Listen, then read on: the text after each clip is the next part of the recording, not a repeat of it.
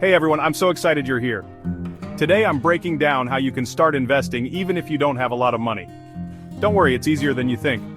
So grab a coffee, sit back, and let's dive in. First up, stocks. Stocks are essentially tiny pieces of a company. When you buy a stock, you're buying a small part of that company. You can start with just a few dollars through apps like Robinhood or Webull.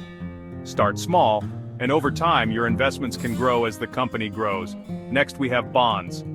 Bonds are a bit different. Think of them as loans you give to companies or the government. In return, they pay you interest. Bonds are generally safer than stocks but usually offer lower returns. Great for balancing your portfolio. Now, mutual funds. These are collections of stocks and bonds managed by professionals. Instead of picking individual stocks, you invest in a fund that spreads your money across many investments. This reduces risk and makes investing easier. You can start with as little as $100.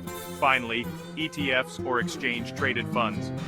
Similar to mutual funds, but they trade on stock exchanges like individual stocks. They often have lower fees and allow you to diversify your investments easily. You can buy ETFs through most brokerage accounts with just a few dollars. Remember, the key is to start small and be consistent.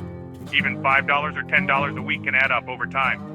Use apps and robo-advisors to automate your investments and make it even easier. So there you have it. Stocks, bonds, mutual funds, and ETFs. 4 simple ways to start investing with small amounts. Take that first step today and your future self will thank you. Thanks for watching. If you found this helpful, don't forget to like and subscribe for more investing tips. See you in the next video.